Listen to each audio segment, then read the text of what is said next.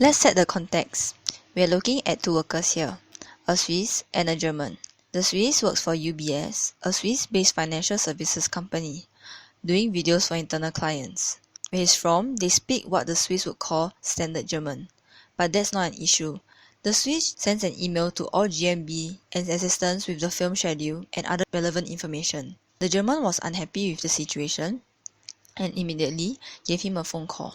So one day, when they were on a phone call, he noticed a change in tone. When he spoke to his German colleague in Swiss German, the latter seems friendlier and humble.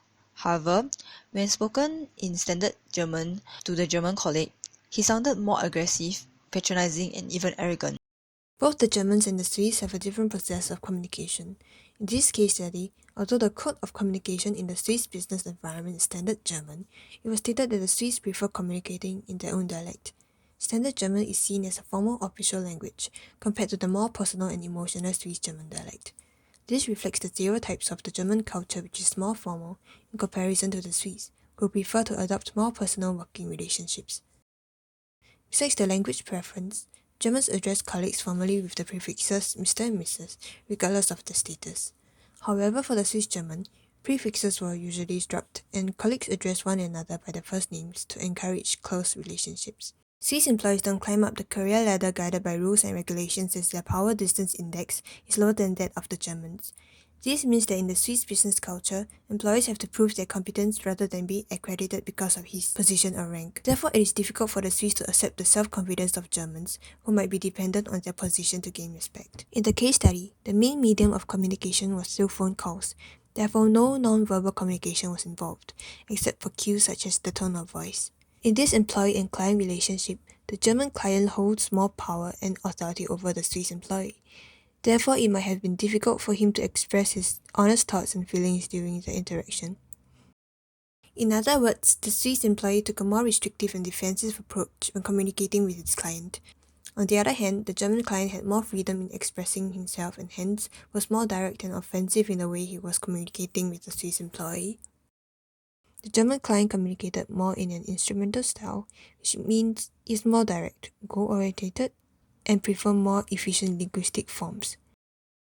In contrast, the Swiss employee prefer an effective communication style where they prefer more emotional and expressive communication, where both parties could address each other by their first names.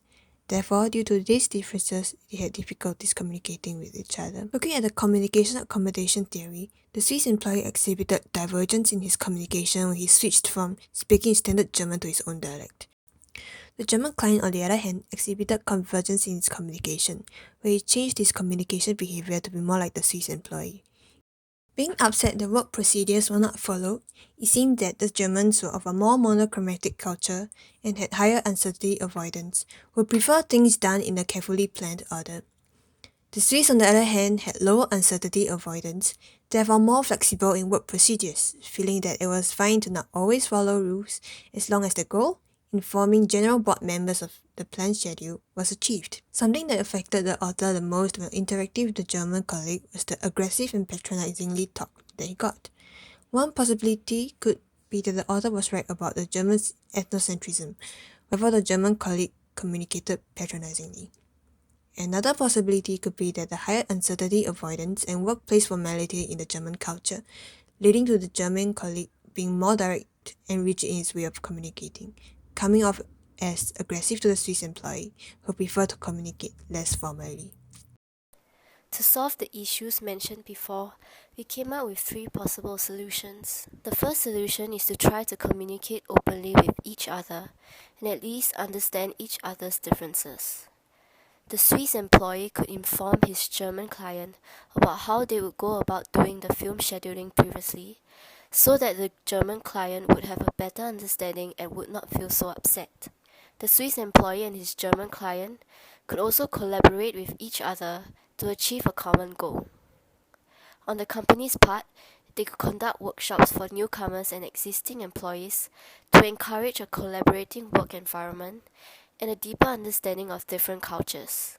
The second solution involves games that encourage role play and group problem solving. These activities would further encourage interaction with one another. Furthermore, UBS should also consider pairing Swiss and Germans together for projects. In fact, they should form more intercultural teams to create diversity. This would allow more time to be spent together and hence create opportunities to gain a deeper understanding of other cultures. The third solution is for both parties to instead consider each other's personal identities.